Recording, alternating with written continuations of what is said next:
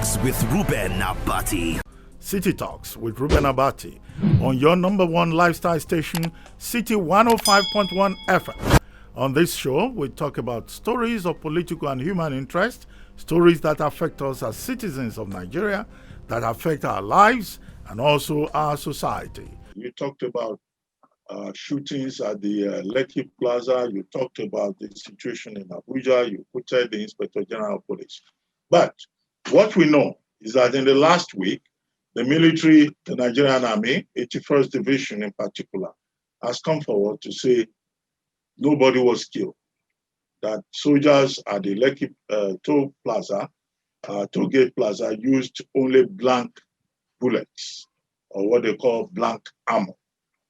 Now, the Inspector General of Police also spoke up yesterday and said, in fact, policemen were supporting the protesters by providing security for them, and that it is unfair and that it is an act of mischief on the part of Amnesty International and also the Nigerian media to keep claiming that persons were killed by either the Nigerian police or Nigerian soldiers. What do you say to that? Are you convinced? I think that the Inspector General of Police has done enough. He has done a lot. He has said a lot, and he has done a lot of nothing to either have been sacked or resigned. So he should not even be the kind of person we should be listening to at this point in time. He has failed, and he has failed woefully. I don't have anything personally with him. As a Nigerian who has an expectation of who the Inspector General of Police should be, what he should be doing at a point in time like this, he has definitely failed. But of course, no fingers crossed on him being sacked, because it looks like the more incompetent you are, the likelier you have to keep your job. But having said that, the governor of Lagos has already agreed that there was a shooting. He has agreed. I saw him say it on Arise TV. I saw him say it on CNN. And he has also agreed that two of the people that were shot, that got injured, have died. I don't think that there is any argument as to whether there was a shooting. Whether the number of people that got killed remains the subject of investigation, and hopefully the judicial panel will come up with the truth. But there was a shooting, there's no question about that. And the IG should not abuse the intelligence of Nigerians by saying the police were protecting people. No, the police were not protecting people. When thugs went after the protesters hired private security to protect themselves. That was the first form of violence. When violence started to be introduced into the entire system. And then protesters got attacked also in Alausa, and they had to hire private security. There was no police. Actually, what the police did was kill Nigerians during this protest. At least 59 Nigerians have been killed during this protest, the bulk of them because of poor policing or direct police murder. And these are things that are there. They are out there. We don't need to investigate these ones. We can decide to investigate how many people got killed in Lekki. And then talking about the army and their statement. If I accused you of something, if I said that you went out and shot people, and you said, no, we didn't send people out, so it could not have been us. We didn't send people out. And then if you come out 7 days later to say that, actually we sent people out, but they did not shoot. Excuse me, how do I believe you? Because something is definitely clear. You are not truthful. Because either what you said the last time was untrue, or what you say now is untrue, or both of them are untrue. The bottom line is you intentionally lied at least once. And if you intentionally lied at least once as an institution, how do I trust you? So I'm sorry, unfortunately, the army, which is sad really, because I have the highest level of respect for the Nigerian army, but in this particular case, I'm sorry, it's been shoddy, it's been disgraceful, and it's been unfortunate. We saw the Nigerian Air Force in the midst of this, and we saw how they showed leadership, not just to Nigerians in engaging them on the streets, but even to the police to show them what can be and what should be when they are engaging Nigerians. And one would expect that the army would live up to the expectation. And if it's possible, the army headquarters in Abuja might as well just get involved. But because the 81 division in Lagos has definitely put itself in a position where it cannot be trusted. If earlier you said that you didn't know anything about it, and then now you want to tell us that this is exactly what happened, how do we believe you? I mean, how do we believe you? Well, why should we believe you? But Japheth, shouldn't there be some kind of compassion for policemen? You know, in the course of this crisis, in the last 3 weeks, policemen have also been victims. Over 40 of them were killed in more than 9 states of the Federation. Over 40 police stations were sacked razed down, set on fire. And in Lagos alone, 71 operational vehicles were burned down, totally incapacitating the police. And now it's not every policeman that is bad. That's why some people are saying. And the whole point of the Inspector General of Police is that he started going around yesterday to restore confidence, to build trust, to raise the morale of policemen. If you look around Lagos, it's like policemen have withdrawn. It's like federal road safety officials have withdrawn. Even LASMA, Lagos State Transport Management officials, they are all in hiding. So what do we do to make it clear that, look, this protest is about principle. It's not about personalities. There are probably many police wives, police children out there who are hurting, who are unhappy because they suffered great damage. They've lost their breadwinners. So, I mean, what do you say to that? I mean, because it's not, what we're facing here may well be the danger of a single story. No, there's no danger of a single story, actually. There's no danger of a single story. The truth is, the documents are out there. If you check the 5 demands, the 5 for 5 that the protesters were requesting for, they made 5 demands, and 20% of those demands were for the police. The 5th demand was about the increase in salary of the police and for them to be adequately compensated. So it wasn't just a demand for stop end police brutality. It was a very intentional commitment to the fact that these police guys also need to be treated because they're actually also victims of a system. They are as much as victims as the average Nigerian. When you go to their barracks, they're not places that you want to live. So there's no single story on that front because as a matter of fact, the protest was also for them in a sense, because number 5 of the demands was to say they need better compensation, they need better training. Nothing could show as much commitment to their interest, to their well-being as the protesters did with the 5th request, right? So that should be said. Then on police installations being burnt and all of that, look, what happened in Lagos is a tragedy and it's uncalled for. It should never have happened. And for me as a person, I hope that everyone that was involved, and not just in Lagos, across the country, everyone that was involved in the arson, in all the destruction of private and public property, I hope that they get arrested and they get prosecuted and they go to jail. I don't mince words about that because there is nothing about what they did and the request for end SARS and end police brutality. There is no intersection between those actions and the request to end SARS and end police brutality. And I would know because I joined the protest in Abuja and I joined the protest in Lagos. And at no time did the protesters go out of their way to destroy anything. The demands were clear. We do not want to be brutalized anymore. We don't want to be killed anymore. We want to live safe in our country. Forget about even providing food right now. Forget about even good education and good roads. First of all, we want to live. We want to live. And I don't think that's a big deal for any human being to ask of their government. So let's not make it look like this is against the police. This is not a war against the police. Anybody that tries to shape it like that is up to nothing but evil. Nigerians definitely, in the last 2-3 weeks of this protest, they said, compensate the police, treat them better, improve their welfare. And the truth is the police themselves can hardly come out to ask of those things by themselves. The people have done that. And I'm certain one of the outcomes of these things, of this process is that the police will be better. Hopefully, people don't steal their money anymore. Hopefully, what they deserve, they get as a rank and file. And hopefully, they also stop getting on the road asking for anything for us, because it's not just a shame on us as Nigerians, it's a shame when people come in and they see all of these things. But let me say it clearly, it's unfortunate the killings that happened, but the killing that happened was not because Nigerians wanted to kill police officers. It was because the least that should have been done to protesters was not done. And what was the least?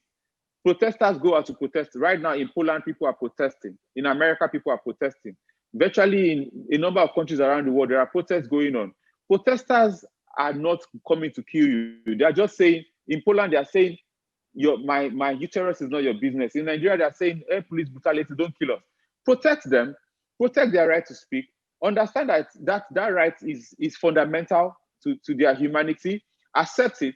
As soon as they start to introduce, look, the police and I don't mean the individual police officer now, the police as an institution was complicit in the mayhem that happened. Do not forget that the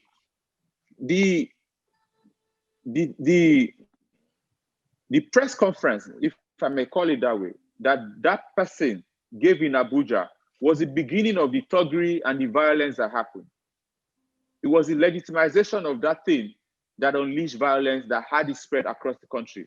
When you have someone come on national TV right in front of the police and directly addressing the IG and saying, if protesters, not people killing people, protesters do not leave the streets of Abuja, it would unleash mayhem. And they legalized and legitimized that. They tacitly, actually not tacitly, they directly endorsed violence by doing such a thing. Protesters did not do that. It was the police that did that. So when you act, when you do things like that, you should always know that there will be outcomes. And unfortunately, some of those outcomes are the things that we've seen in the past 1 week or so.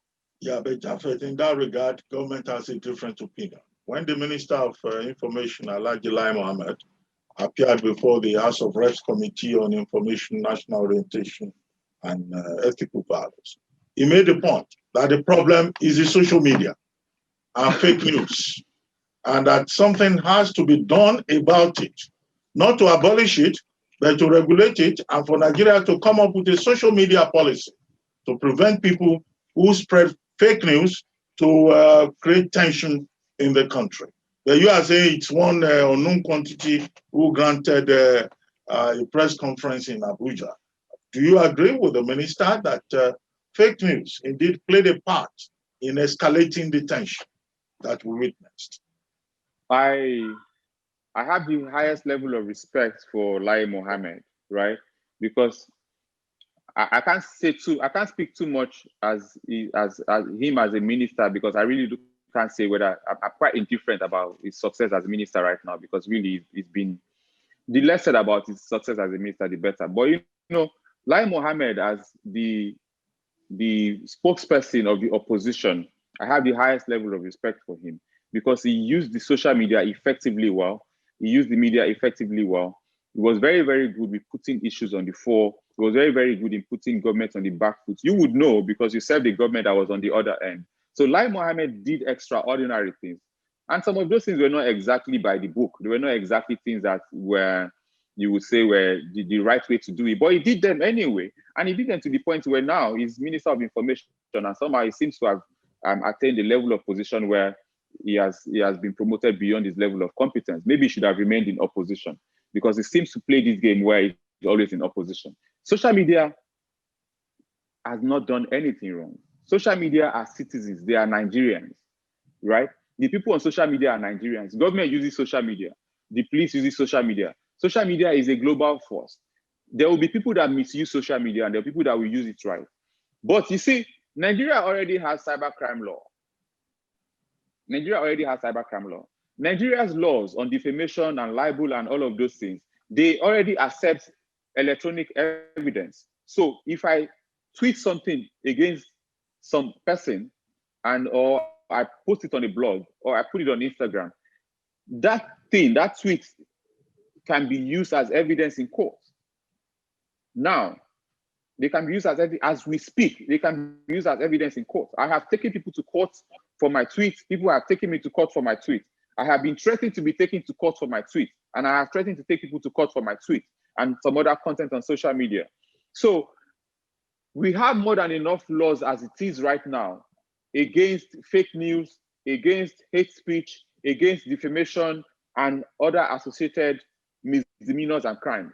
So anyone who tells you that they need to do something about social media, I can tell you for free that it has nothing to do with anything other than a desperate attempt to get the voices of the Nigerian people. And I have to say it here. It is better to lose a protest on one issue or the other than to lose your voice. And if they take social media away from you, they have taken your voice. It means that your capacity to defend yourself, to stand for yourself, to fight for yourself will not be there. It means that you will lose the opportunity and privilege that the likes of Lai Mohammed had when they were in opposition, to tell government that they are wrong when they are wrong, to tell government that they are wrong when they are not even wrong. You've lost that privilege, you've lost that right. And look, if anybody must take that right away from you, It must not be someone that already enjoyed that privilege and that right, that knows the essence and power of that right. That's what I would say to that. Well, Japhet Omojuwa, many Nigerians are still asking that, well, one way or the other, we do not know as at this point what the truth is in all of this. Professor Bolaji Akinyemi was saying the other day that he will quote Pontius Pilate and ask the question, what is the truth? But at this point, we'd like to bring in our listeners to interact with you on all the platforms, from Zoom to WhatsApp to Twitter to Instagram. And if you want to join this conversation, you can call us on 700-1051 1051 and on WhatsApp 09099164403 and on our social media accounts at City1051 on Twitter and also on Instagram. I see that the dashboard is already blinking, so we'll take our first call. Hello, please identify yourself and you can make a comment or ask a question. Our guest is JJ Omojuwa.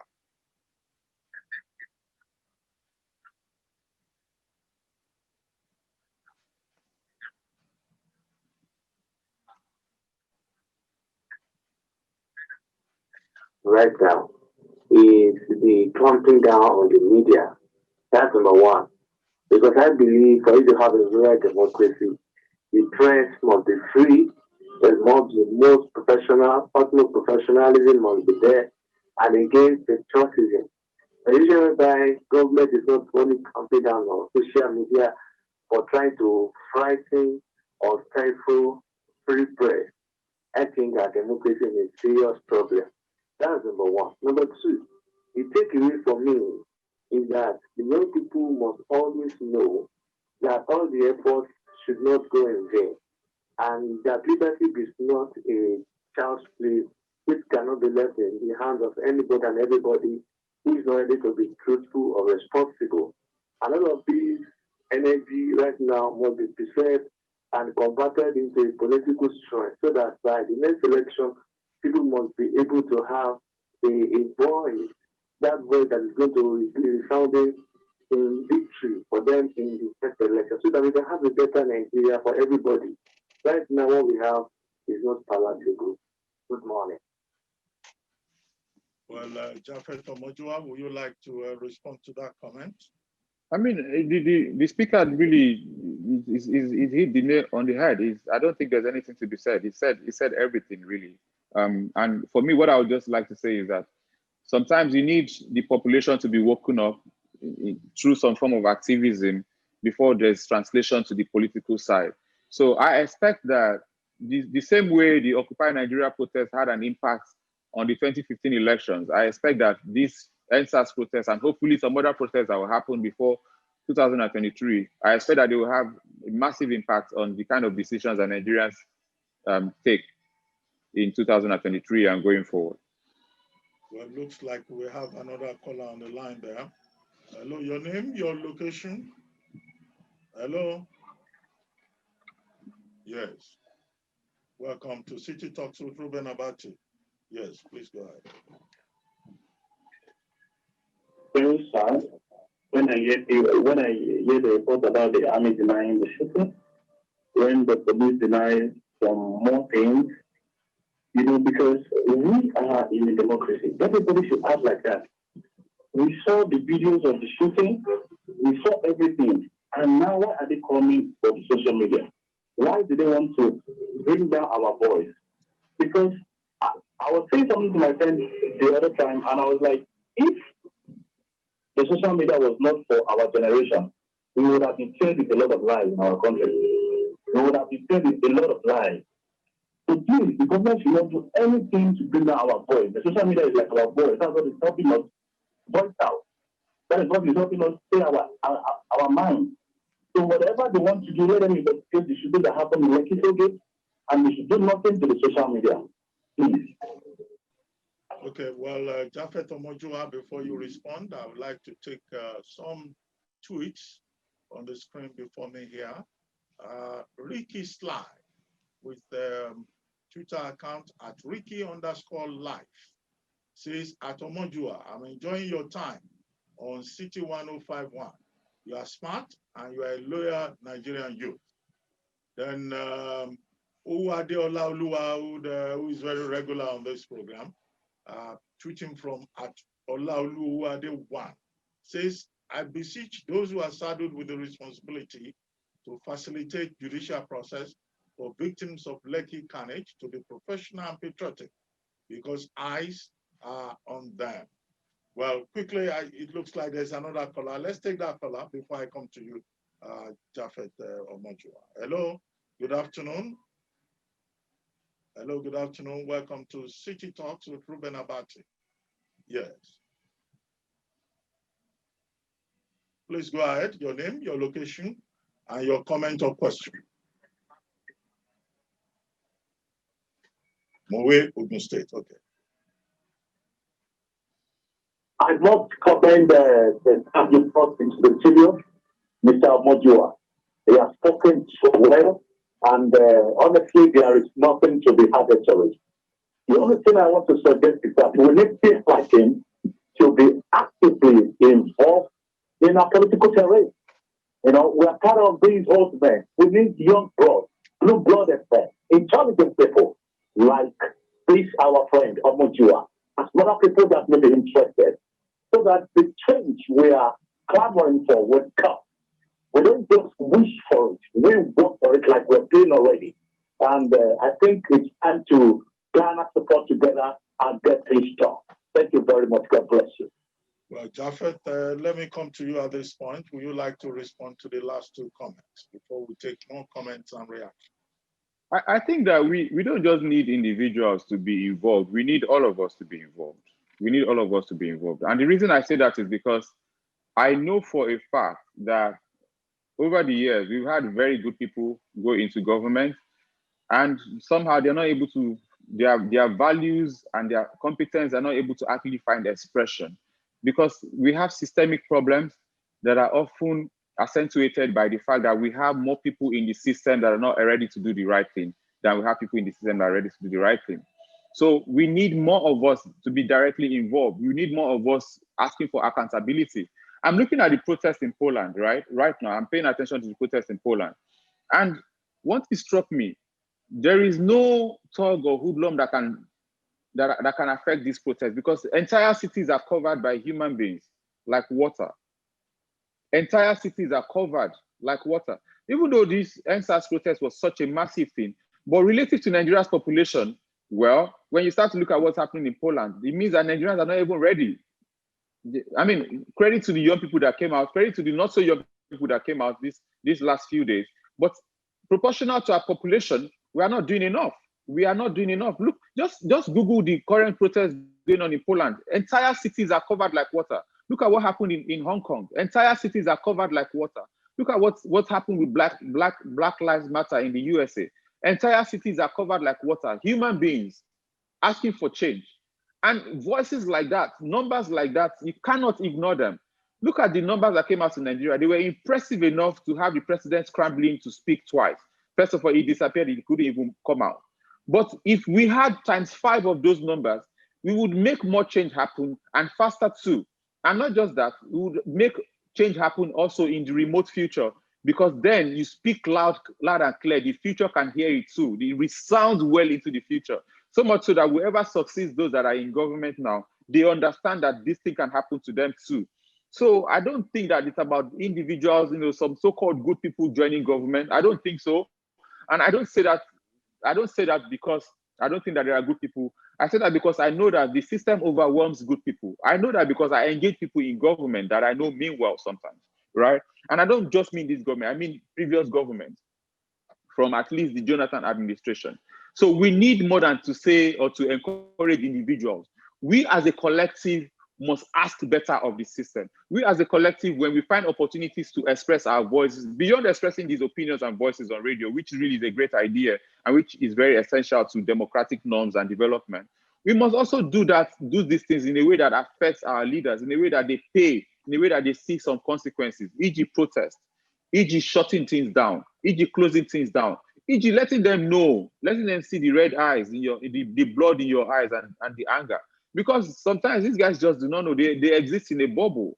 They actually do exist in a bubble. Anyone who's been to Abuja, who's been to Aso Villa, knows that it's almost impossible for the president of Nigeria to know what's going on in Nigeria, except the president goes out of his or her way to do so. Because not just is this person barricaded from reality repeatedly, the people around the president do not have the capacity to tell the president the truth, because it comes with consequences. The people around the president, if you as an individual decide to tell the president the truth, others will blackmail you, and then you get blackballed, and then you get left out from that system. And it's human nature to want to belong. It's human nature to want to fit in. And if hypocrisy and sacrifice is the norm, you either sort of fit in or you find a way to fit out. So bottom line is that the system is not conducive for the truth. So these are the things we need to start to speak to. These are the things we need to start to demand.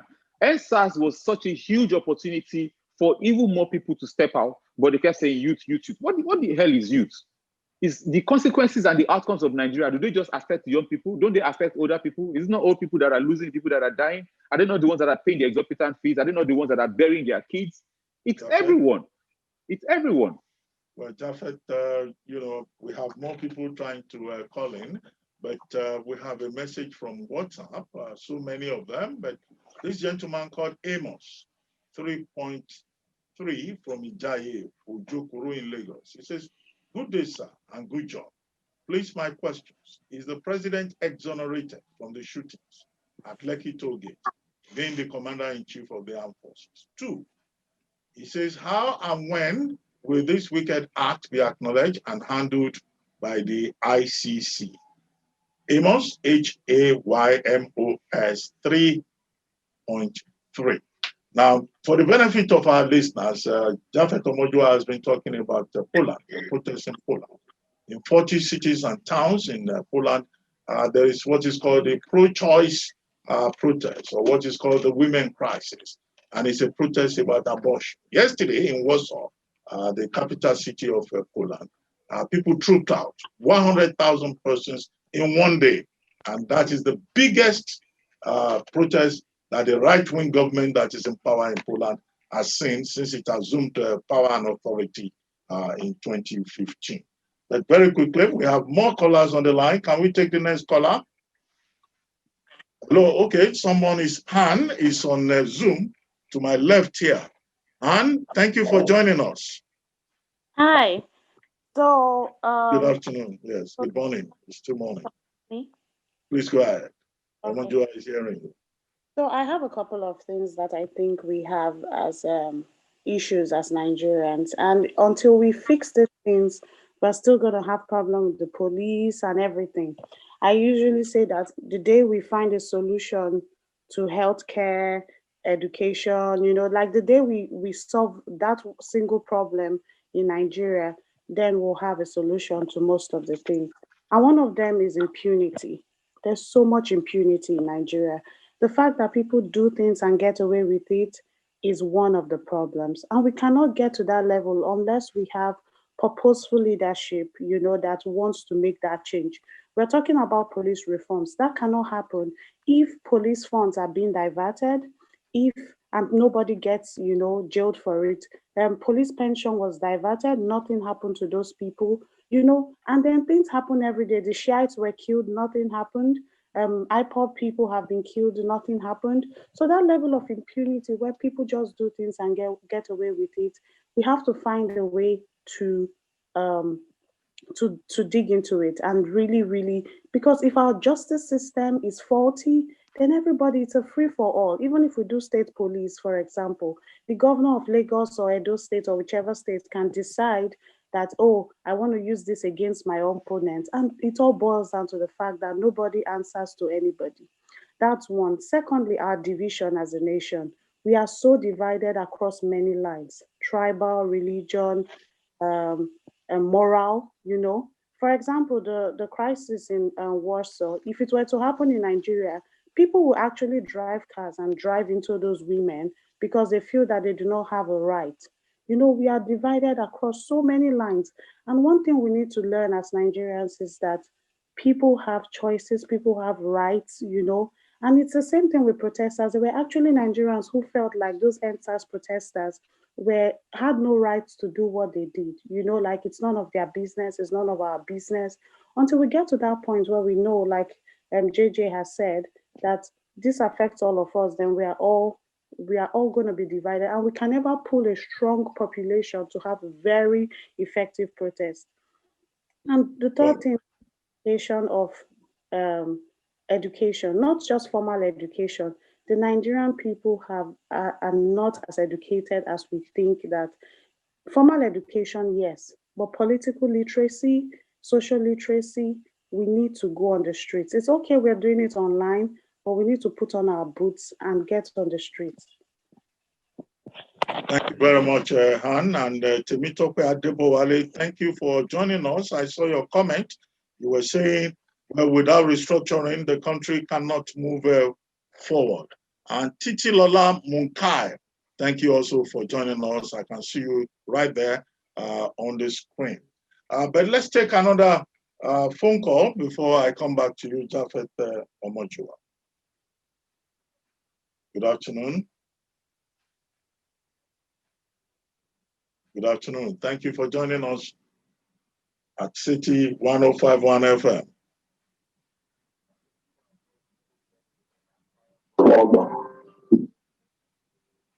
When we talk about, I agree, as long as the state police, people in the state are allowed to engage to police them. People in the state are allowed to elect who is going to be the judge, the chief judge. Let the people elect their judges. Let the people elect their prosecutors from from Attorney General of the state to the district attorney in each local government. And then let the state have what we call sheriff. And sheriff is to protect the court and carry out court order. And when any arrest is made because of human abuse, whether by the federal agents or the state agents, it should be put in the custody of the sheriff. Sheriff means for the court to see them, the prosecutor can come into prosecute. If we don't do that, then we are not practicing government of the people, by the people for the people. Yes, that is my submission. Well, Japhet, let me come back to you. A cocktail of issues there, from concern about the role of the commander-in-chief, comments about the International Criminal Court, and also statement about impunity, restructuring, and what should be the structure of the police. Would you like to respond to something? Yeah, I mean, I think it goes without saying the president is the commander-in-chief, and whatever the army does, the president has to take responsibility. Then I think I need to also reemphasize what Anne said. It's not just a small problem. It's one of the biggest issues Nigeria has, the issue we've got with accountability, impunity.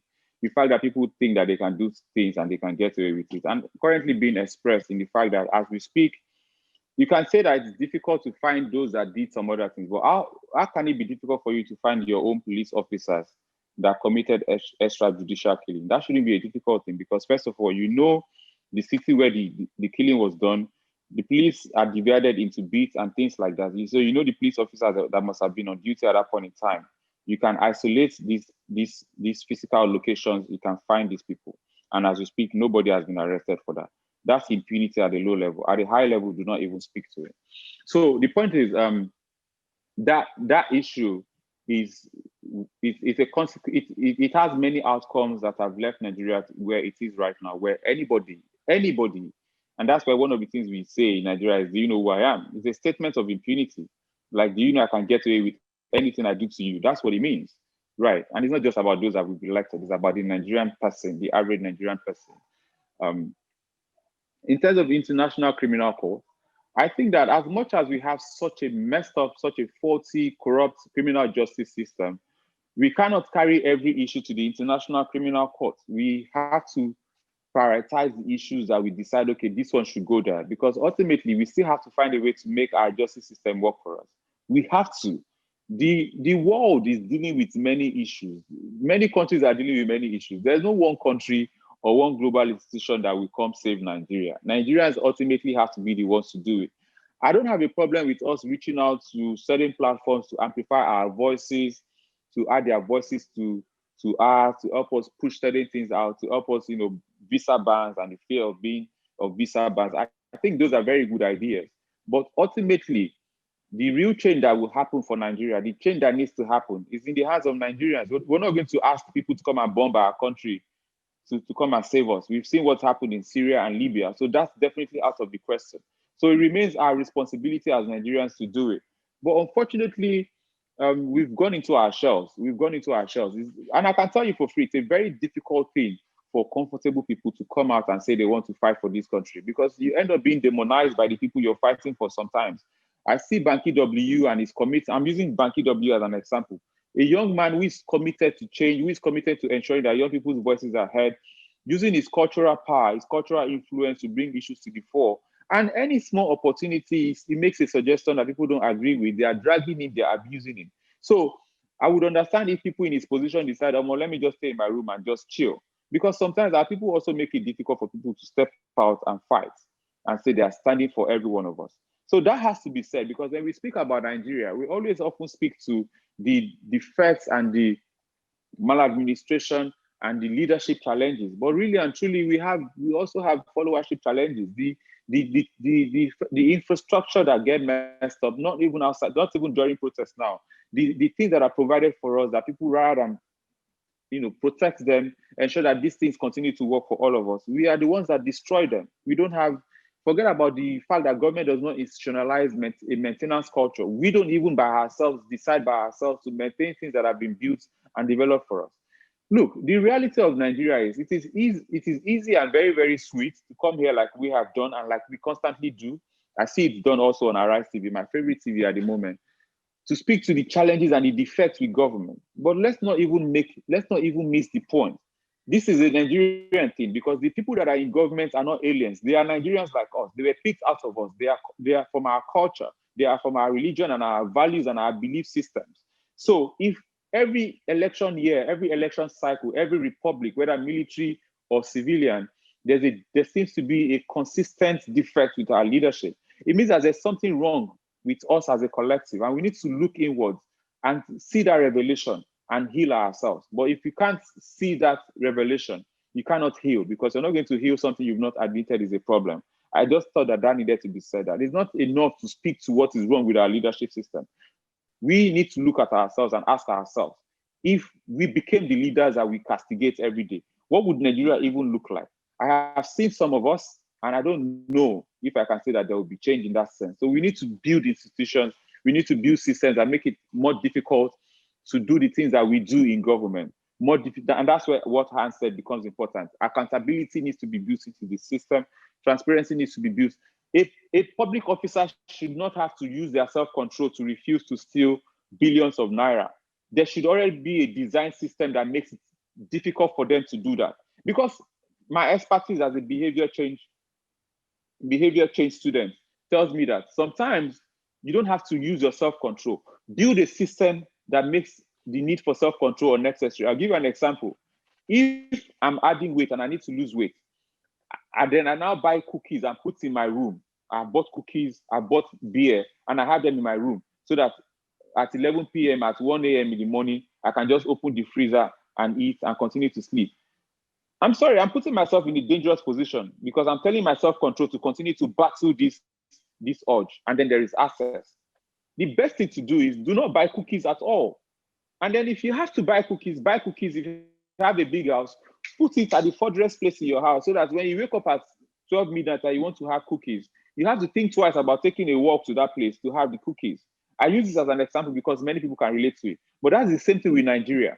We need to build a system that makes it difficult and makes it hard for people to steal, for people to have to, show impunity and maladministration. We need to do that, because right now what we have is a system that trusts people to use their self-control and their Omoluabi. Those are necessary. Self-control is necessary. Omoluabi is necessary. But those are things that should happen at a time where you have no choice, where you've been left in a position where your self-control is necessary. So, for instance, I as a human being, as a public servant, don't give me the kind of powers where I'm controlling 3 billion and I can dispense 3 billion at will. Don't put me in a position where I need my self-control to not put it in my account. Do not do that to anybody. That's what Nigeria currently does. We put people in a position where they can dispense hundreds of billions of naira and hundreds of millions of naira of dollars at will. And then we expect them to use their self-control. I'm sorry, it's not going to work. My expertise in learning behavior change has shown me that it will not work. Build systems, build accountability into the system, build transparency into the system, so that then if anybody wants to steal, you know that this person has gone out of their way to steal. Because what we currently have, you don't have to go out of your way. It's just right there for you to do. And you know, the average human being really wants to take advantage. It's just the way we are built. There's nothing in the average American that makes them better than us. There's nothing in the average British person that makes them not to be more corrupt than us. It's just a system that has been built to make that thing, that natural thing in the human to take advantage. The system has been built to ensure that they, first of all, they find it difficult to do, where transparency comes in. And then where they do it, there's accountability. And where they do it, there is the law, there is order. And these are things we don't currently have.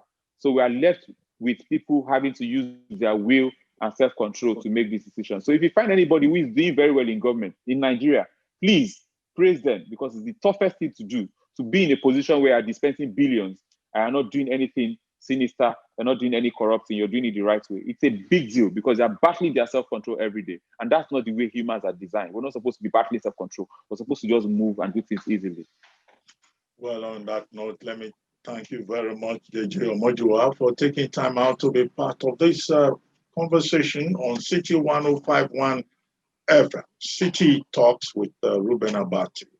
Thank you very much indeed. And congratulations once again on your completion of the Chevron program and on your return to Nigeria in one piece. I would also like to thank our callers and those who reach out to us on Twitter, on WhatsApp, Zoom, Instagram, and by phone calls. Remember, the conversation does not end there. You can still reach out to me on my social media account at Abati1990, both on Instagram and Twitter. And don't forget to tune in next week at 12 noon for another exciting edition of City Talks. My name is Reuben Abati. The show was produced by Adedoja Allen, Abiodun Odunton. City Talks with Reuben Abati.